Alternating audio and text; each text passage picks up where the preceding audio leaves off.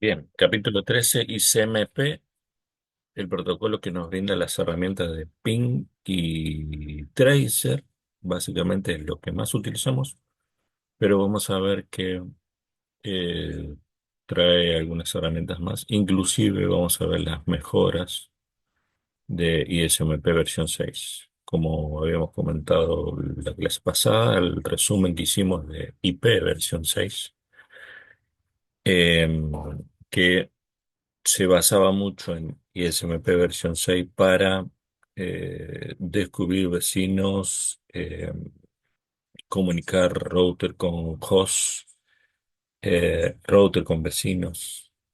Hoy vamos a ver un poquito un resumen de eso y una breve práctica de lo que puede hacer ping, que es lo que venimos haciendo ya en todos los laboratorios, y tracer cuando no llegamos a un o no tenemos respuesta de un dispositivo. Bien, acá algunas comparaciones sobre los códigos inalcanzables tanto de ISMP versión 4 como ISMP versión 6. Fíjense que em, solo se agrega uno más, se repiten en el caso de ISMP versión 6 el cero, ruta o red inalcanzable, eso está igual. Eh, el 2 o mejor dicho, el de host inalcanzable en versión 4 es el 3 de IP versión 6. El protocolo inalcanzable eh, sería como el 2 y el puerto inalcanzable, el cuarto, eso no varía. Se agrega en la versión 6 el punto uno, fíjense, que el destino está administrativamente inalcanzable y comúnmente por un firewall, pero puede pasar por otros aspectos también. Cada vez que veamos administrativamente es porque un administrador lo configuró, ¿sí? Fue configurado para que no se alcance. De hecho, inclusive cuando realizamos algún tracer, seguramente vemos los saltos. Saltos denominamos cada vez que pasa por un equipo de capa 3 o superior y que nos devuelva respuesta. Em, lo ideal sería que veamos el nombre y la IP de esos saltos que vamos dando. En algunos casos no, y eso está administrativamente configurado para que no se vea nombre ni IP por un tema de seguridad. Vamos a ver algunas herramientas y aspectos que trae, sobre todo en los mensajes de IP versión 6. Fíjense que los mensajes, los solicitudes de router y anuncios de router que sirven para asignación dinámica entre router y host, ¿sí? Se denominan así a la izquierda, RS, RA. Este RA ya lo habíamos visto en la asignación dinámica, donde participa ISMP versión 6 y DNS para la comunicación entre router y host. Y para la comunicación entre vecinos, eh, detección de direcciones duplicadas o resolución de direcciones, los mensajes son NS y NA. ¿Sí? La diferencia está en la R de router y en la N de neighbor de vecino. Nada más. Muy bien. En cuanto a Pin y Tracer, las herramientas que más utilizamos dentro de este protocolo, el comando pin es una utilidad que venimos utilizando en los laboratorios, así que ya la conocemos, sabemos que la falta de respuesta No quiere decir en muchos casos que no lleguemos a la dirección o el destino, sino que no haya retorno. El ping es una respuesta de eco, ¿sí? Es una respuesta de ida y vuelta.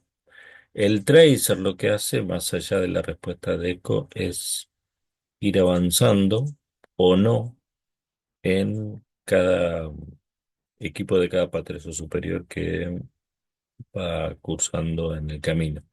Esto nos da una pauta de primero si hasta qué equipos tenemos respuesta y también los tiempos de respuesta. Recuerden que eh, cuando tenemos tiempo de respuesta altos en ping o respuesta de eco altos, eso denota un problema en nuestra red o en la del proveedor, si el destino está afuera. Lo mismo pasa con tracers, ¿sí? Una, una respuesta alta en milisegundos entre salto y salto podría darnos la idea de un problema entre esos equipos y puede estar dentro de nuestra red o dentro del proveedor. Eh, También hemos visto pérdida de primeros ping cuando lo hacemos por primera vez. Esto se puede dar, como dice en este apartado, en este punto, ¿sí? Por resolución de direcciones, o sea que está trabajando ARP, necesita ARP hacer una difusión primero para ir armando la tabla ARP, que no es más ni menos que MAC con su IP correspondiente, o ND, que es el Network Discovery. Esto, esto aparece mucho en IP versión 6 y SMP versión 6.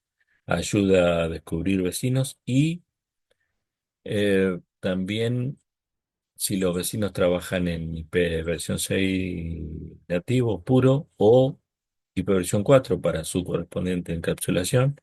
También para algo que comentamos la clase pasada, para ir verificando el MTU de los equipos, o sea, en el recorrido, en el camino que tiene que realizar, si alguno de los equipos tiene un MTU bajo por su electrónica, directamente se trabaja con la trama, ya con un MTU bajo para no tener que fraccionar. Esto es muy importante porque recuerden que al ser IP versión 6, una dirección, tener una longitud larga de 128 bits, eh, generaría latencia tener que fraccionar esas tramas. Así que se preocupa de eso también el protocolo ND.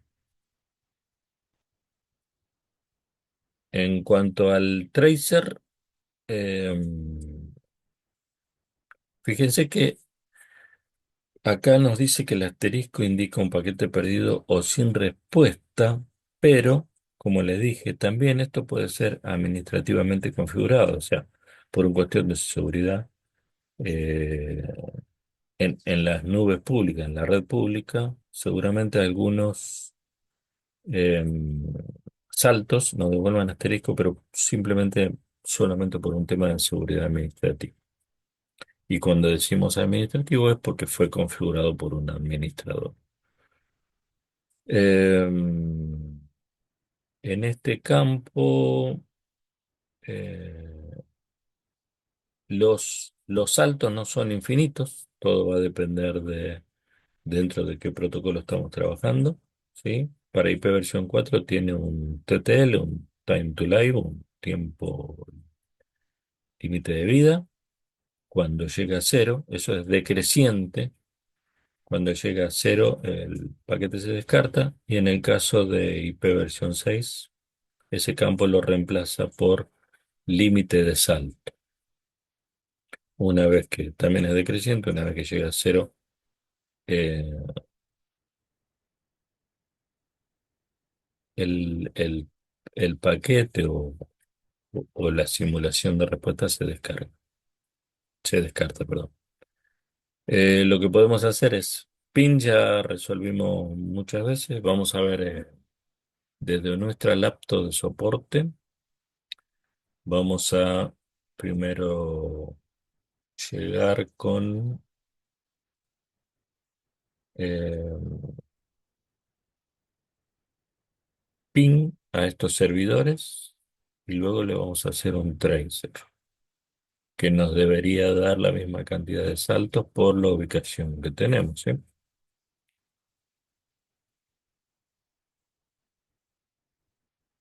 Abrimos nuestra CMD, nuestra ventanita.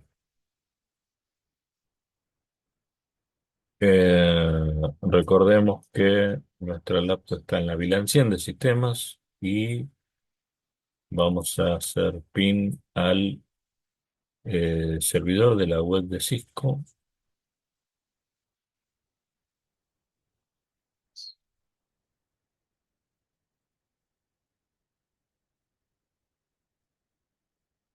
que tiene la IP 72.163.410. Recuerden que esta IP pública la resolvimos haciendo ping a Cisco. Déjenme mostrarles desde mi máquina, desde una red real, ping.cisco.com. ¿Sí? Fíjense que nos resuelve 72.163.4 y eso lo tomé para simular esta red del servidor web de Cisco que vamos a utilizar en las clases de aplicaciones. O también en transporte para ver el tema de los puertos. Así que le pusimos 72.163.410, 72.163.410 y podemos llegar a perder el primer paquete por ARP,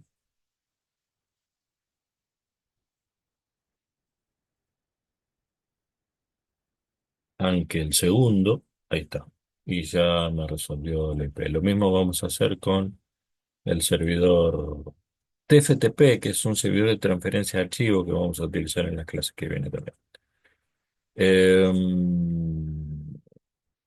888 le pusimos la IP de Google, ¿sí? Podríamos habilitar también acá un DNS público, como el 888, o la web de Google.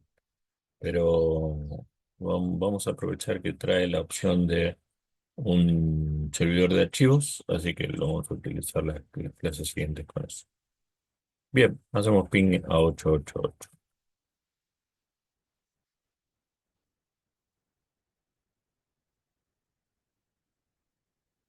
Seguramente también va a ser una resolución de ARP y em, y vamos a tener respuesta. Ok, ¿por qué tenemos respuesta? Habíamos hecho una configuración estática de enrutamiento desde nuestro multicapa que tenemos en el data center. Hicimos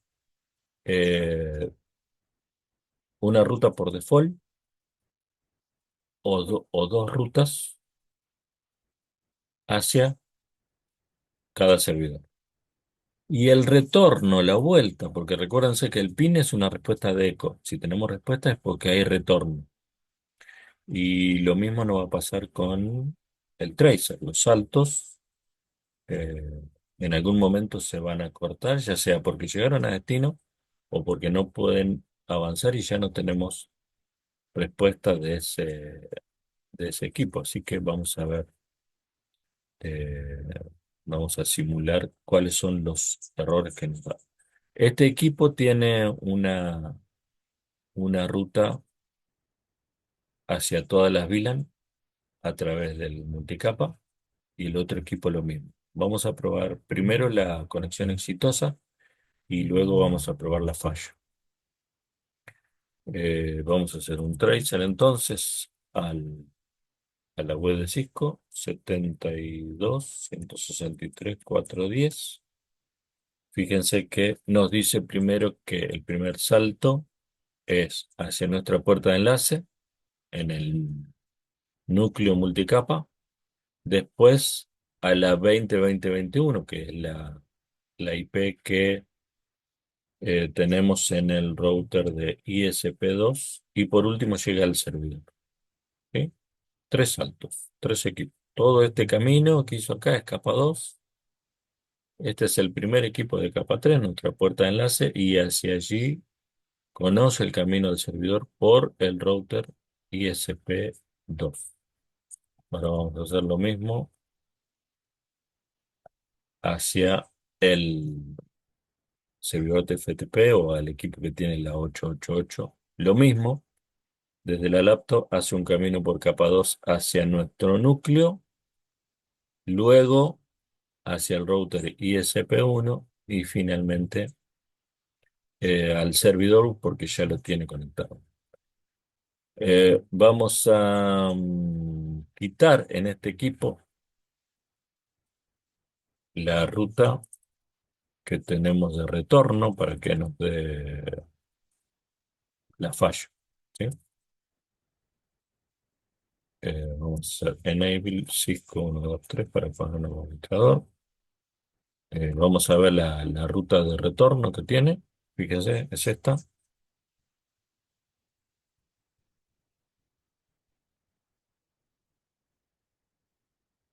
Y vamos a hacer un copy.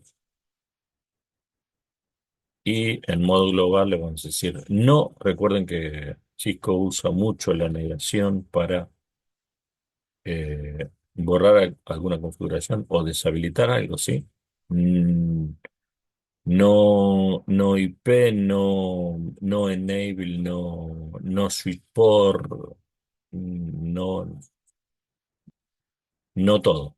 Cuando queremos negar, deshabilitar o reconfigurar algo que ya está configurado, lo hacemos. No shutdown, por ejemplo, para habilitar una interfase. ¿Sí? Así que vamos a quitar momentáneamente la ruta, a ver si me permite hacer un eh, do show hyperroute, ¿sí? Para no salirme de este lugar, porque después tengo que volver a configurarla nuevamente. Y efectivamente, la tabla de enrutamiento en este momento del router ya no conoce la red en donde estoy, la 192.168.100, ni ninguna de las VLAN, ¿sí? Ninguna de las VLAN que tenemos acá es reconocida por este equipo, así que nos va a dar error. ¿Sí? Conoce la 8 que tiene conectada hacia el server y la 10 que tiene conectada hacia nuestro núcleo. Así que vamos a repetir. El ping a la 88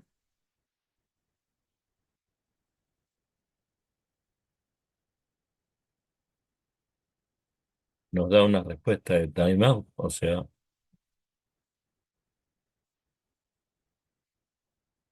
no tengo retorno, no tengo respuesta de eco. En este caso sería voz inalcanzable eh, con la respuesta 1 y no llega. Y el tracer en Cisco es trace route, ¿sí? Eso después podemos hacer una prueba desde el switch de núcleo o de alguno de los switches de capa 2. No, lo vamos a hacer del núcleo. Vamos a hacer un tracer de ahí, pero es trace route. Recuerden que todo lo, lo viene heredado de Linux porque el sistema operativo de Cisco es un Linux embebido en una caja. Así que hacemos el tracer y vamos a ver que llega a nuestra puerta de enlace al núcleo y luego, con asterisco, ya nos dice que no hay retorno.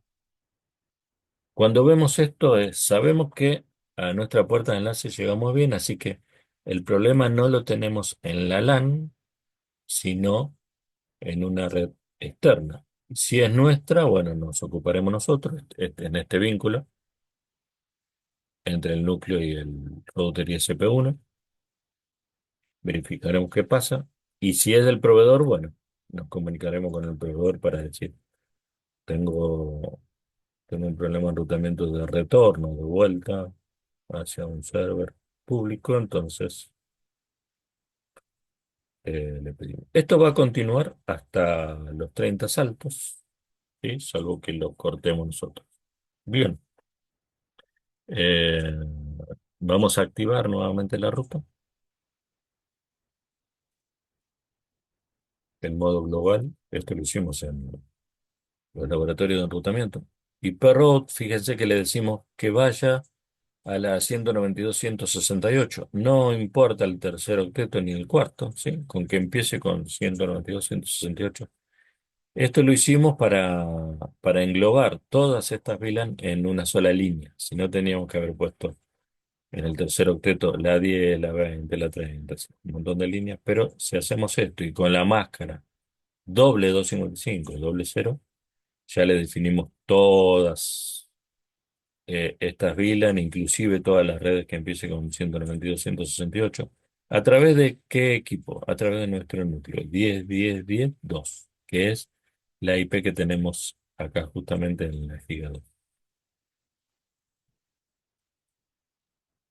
Acá vamos a hacer, grabamos por las dudas, pero no hacía falta.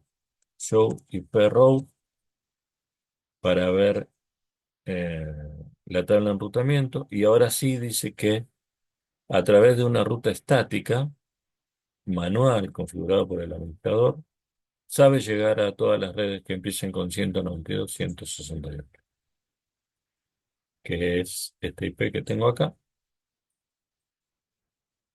la 20.20.20.2. Ahora sí volvemos a tener ping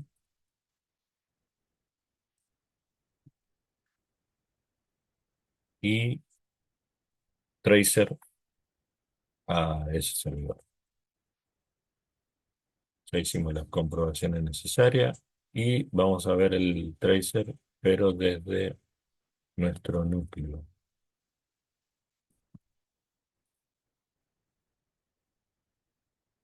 Como administrador, aunque no hace falta. A ver, vamos a... Como modo usuario tengo la posibilidad de hacer PIN 888 y eh, Trace Route. Fíjense que en Windows es Tracer y en Linux y Cisco y algunas multimarcas también Trace Route a la 88. Simplemente me muestra dos saltos porque es lo que tiene. Uno menos que desde la laptop, ¿sí? Porque me ahorro el salto del núcleo. Estoy ahí, así que ya me muestra los dos.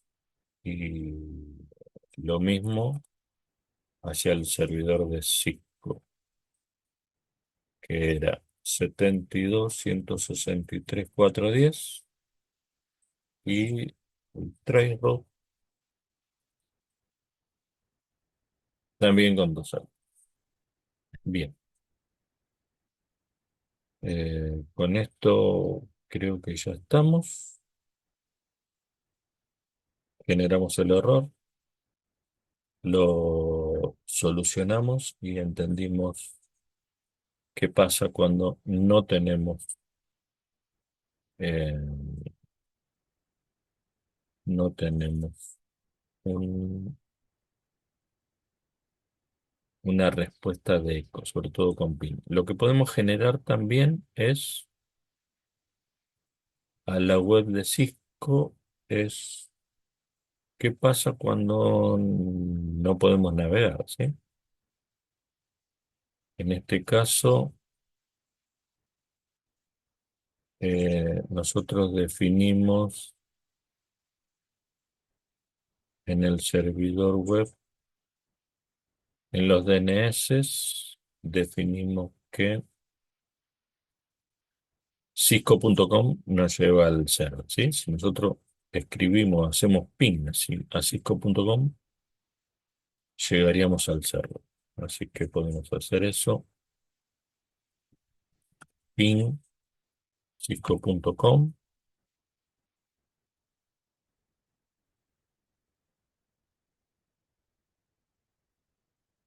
La máquina de soporte va a ir hacia o debería ir hasta el DNS y resolver con la IP. Ahí está. Me resuelve la IP del server, ¿sí? También puedo hacer un tracer a cisco.com porque no siempre vamos a hacer ping a, a IPs, sino seguramente quizás la mayoría sea por nombre. Eso también lo podemos hacer. Muy bien, nos vemos en la clase que viene.